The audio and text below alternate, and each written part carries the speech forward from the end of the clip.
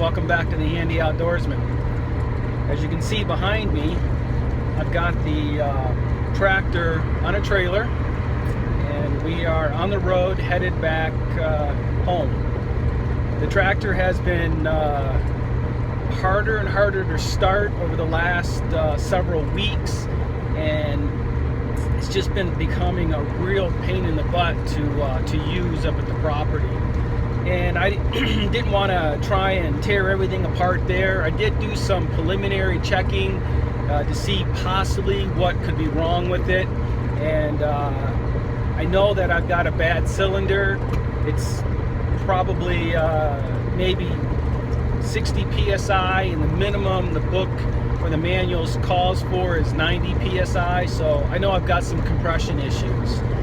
And based upon what I've been able to research, it looks to be a valve problem. And with it being hard to start, not sure if it's just the valve problem, or does it need a tune-up or something else within the starting system. So yeah, there's quite a few things going wrong with it. So instead of trying to work on it up north where I don't have all the tools and I have to wait until I can come up here for a day, maybe 2 days, I'm going to bring it home, put it in the garage, and I can work on it after work or in the evenings and on weekends. So we're going to go ahead and try and get this done here relatively quickly.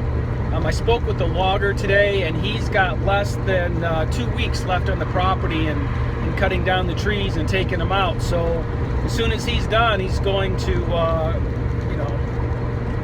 turn it back over to us, and we can start putting in the basement this year. So that's something I'm going to need the tractor for, to move some dirt around and kind of clean up where the logger had left a bunch of twigs and logs and branches and so forth. So, but yeah, so we've got some work to do on the tractor. So let's go to the garage and get this tractor running.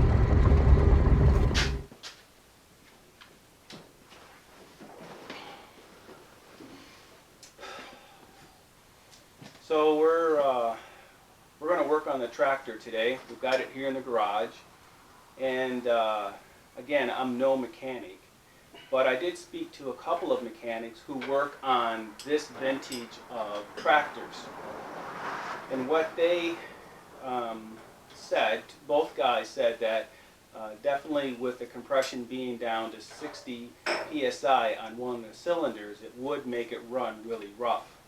One mechanic said that because it is only 60 psi, the tractor should start on the other 3 cylinders, and that I've got 2 issues. I've got the compression issue, of course, but then also that the tractor won't start. So there's something with the ignition system, the spark, the gas, that is not allowing the tractor to start.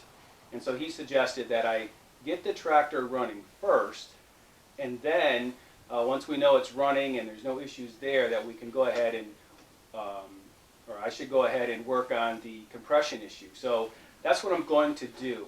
I'm going to give the tractor a tune-up, and we're going to replace the plugs like I'm doing now, and then the wires. We're going to go to the distributor, replace the points, condenser, the rotor, put a new cap on. And then I'm going to tear the carburetor apart and give that a good cleaning. I looked inside there, and it's pretty corrody with stuff. So that's what we're going to do first. We're going to give the tractor a tune-up, and then I'll tear the engine apart and work on the compression issue. Now, it would be a lot easier for me to give the tractor a tune-up with the hood removed, but if I can't get this tractor running, then I'm going to take it somewhere and have them fix everything. But so I don't want to take the hood off and then have to put it back on if I can't even do a simple tune-up. So I'm going to leave the hood on for now, give it a tune-up, and then if I get it running, we'll work on the compression, and then I'll take the hood off. So that's the game plan. It definitely would be easier to give the tractor a tune-up without the hood on, but that's something that I just don't want to go too far into this and not be successful at something. So we're going to do this first. Now with the tune-up, there are multiple videos out there that show how to do a tune-up on a tractor such as this. So I don't plan on going through all of those steps and showing you in detail exactly what I did, but I will tell you what I fixed. And then I'll put a link to those specific videos, such as the distributor, the timing of the points and the condenser, and then the timing of the distributor, as well as how to tear the carburetor apart and clean it and then reassemble it with a kit. And I'll put a link to all of those in the description, but I do not plan on showing you step by step on what I did on each one of those. Their video represents it very well. So let's give this thing a tune-up and see if we can't get it running.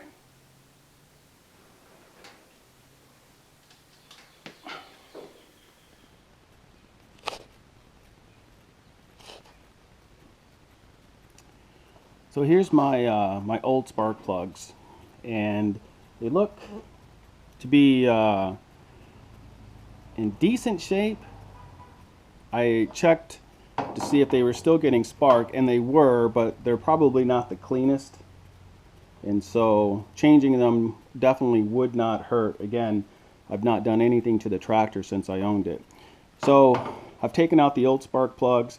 I've got a new set here that I'm going to put in, and the gap setting right up in here, the gap setting on the spark plug should be 0.025. 0.025 is the spark plug gapping on a Ford 9N. Alright, so let me put these new spark plugs in.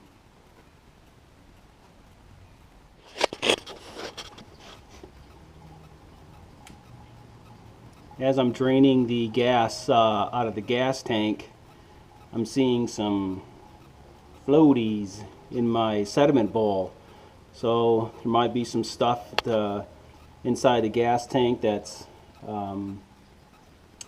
leaking down into the carburetor, blocking something. So this is a good thing that we're gonna drain the gas tank and we'll put all new fresh gas in. I've got a strainer. Get over here so you can see. I've actually got the gas going into a funnel with a strainer on it to get rid of the impurities, and I'm just putting it into another gas can. I'll use that for my mowers and things like that. But definitely there was some sediment in the tank, so maybe that got into the carburetor. I'm not sure. So I just finished draining the gas tank, and if you're going to do this step, I would suggest that you get a strainer with a filter inside of it. As you can see, all the stuff that I was able to collect that came out of the gas tank, and you know, that little stuff right there gets into your carburetor, it will definitely block a jet and have it not run right or even start. So you know, between a bad plug and dirty carburetor, I'm really surprised that this even started. So it's a good thing we are draining the tank for other reasons, but yeah, all of this came out of the gas tank. So one of the things about this tractor that I think is a poor design is the wires come up front to the distributor right here, and they connect into the cap. And before I run the new wires, I was trying to mark the old ones so I know which one was which. And just getting the wires up, looking at the wires up in here, you can see how close they get to the fan belt right here. And so when this fan turns, you know, it's really close to the wires, and so they need to be tucked back. I did put a piece of string on there to make sure that they didn't come off or work their way loose right here. And then they also go through the belt to get up to the spark plugs up top. So not a very good design here, in my opinion, on how these spark plug wires are routed. but that could have been a clip or something that was taken off or broken off over the years. I don't know. Haven't been able to research that. So what I'm going to do now is go ahead and take off these wires, and I wanted to make sure that I had that it was in the right firing order, and so based upon where the wires came back to the cap, that was plugged in correctly, and so that's not an issue. So I'm going to go ahead and take off the distributor and put on new points, condenser, and set the gap on this. And the video I saw referencing this is the Canadian Redneck, and he's a mechanic, it looks like, and he does a really good job explaining how to set your points and take this distributor off the front. So I'll reference his video on taking the distributor off and resetting the points.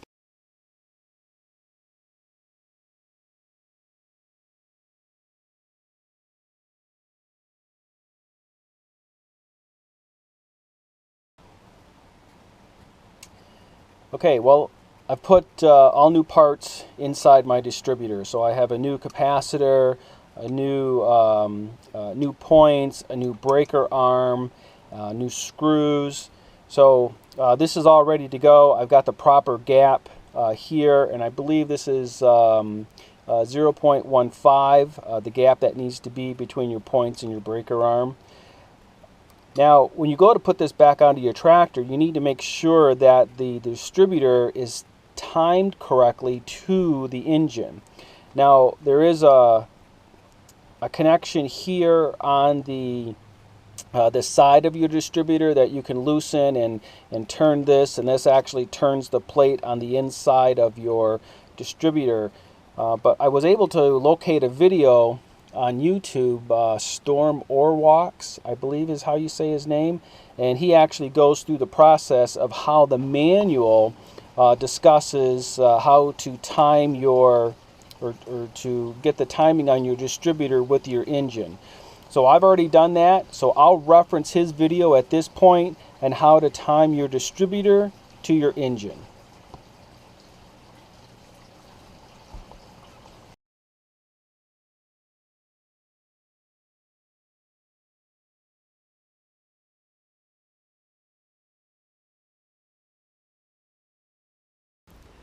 Alright, as you can see here, I've got my new wires installed. I put a tie wrap up at the top to keep them away from the fan and the belt up here. The only thing is you got to be really careful down here. I've still got a generator, not an alternator. I don't know if that would make a difference pulling it out further, but the wire coming off of number 1 and number 2 going into the cap is still pretty tight, as you can see right here. But I think because I've got this stiff here and moved out of the way, I think, you know, by design it should fit, shouldn't be a problem. So we should be okay with that.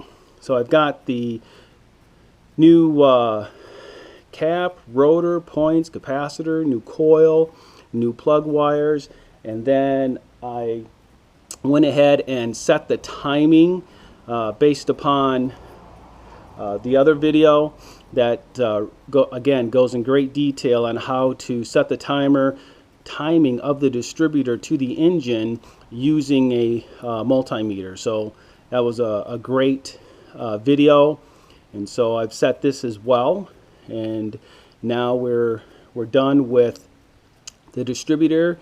Now on my plugs up here, I went ahead and labeled them.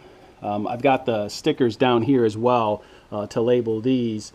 I just didn't put them on there yet as I was dressing it up, but I will put these stickers on here as like I have here. It tells me what wire it is.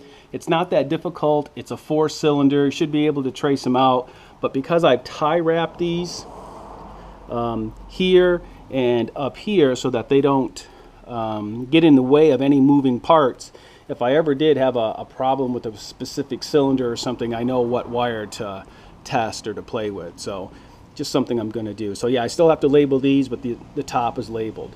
All right, now what we're going to do is take the carburetor apart and give that a good cleaning. So here we are in the shop. I've got the carburetor off of the tractor, and we're going to rebuild this Marvel Shebler carburetor. It's, as you can tell by right here, it's pretty dirty. Lot of stuff down inside. I don't know if the camera's going to pick that up, but there definitely is a lot of buildup way down inside. So what we're going to do is make sure that we take this apart in a certain order. And I went out to Steiner Tractors and I bought their carburetor kit, and in it comes all the new gaskets, new jets, new washers and springs. So there's quite a few parts in here, as you can tell. So what I'm going to do is take this apart, make sure that every part I take off of the carburetor, I've got a replacement part for it. Otherwise, I'll have to reuse what was on the carburetor.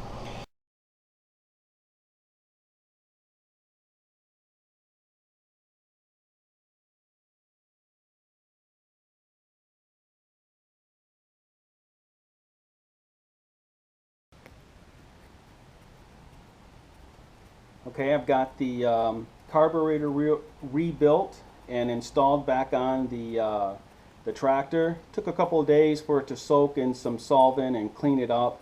And as you can tell, the took all the paint off the carburetor as well. So whatever was bad on the inside also took off the stuff that was bad on the outside.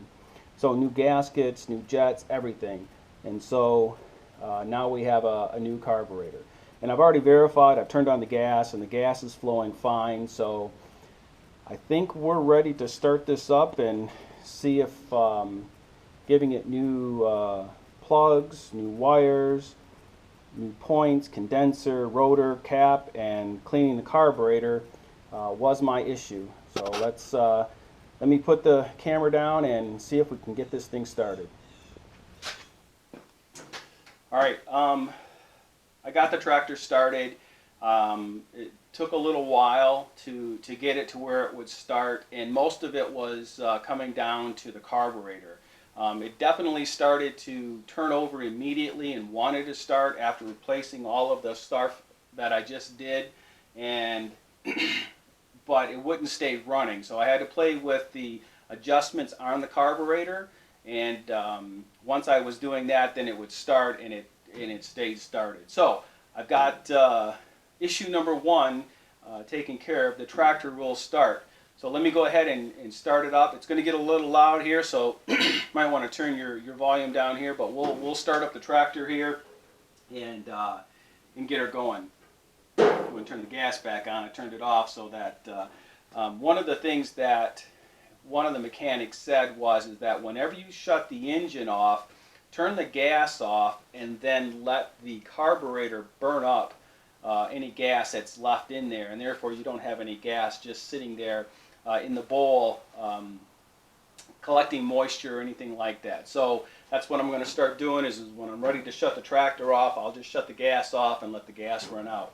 So I just turned the gas back on, and it's probably been half hour since I started it last, but let's see how she starts up.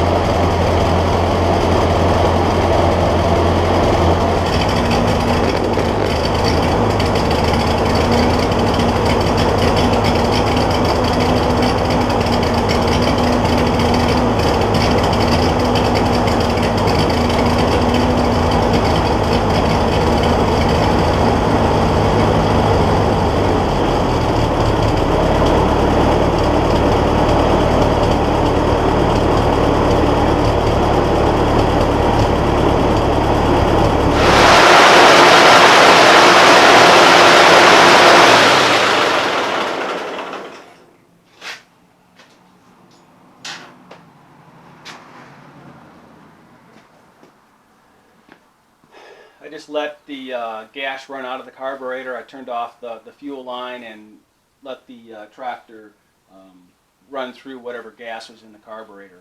So the mechanic was correct. I had two issues. I had a starting issue, and now I've got a compression issue. So we fixed it with a simple tune-up, and the tractor starts great. So now that I feel confident with that I've got one issue fixed out of the two, I'm going to move on to the second one, which is to tear the engine apart and do a valve job on all 8 valves, or the 4 cylinders. So I'm feeling confident on that. I got this done, so I'm going to go ahead and move forward and tear the engine apart and get that job done. So let's take this apart.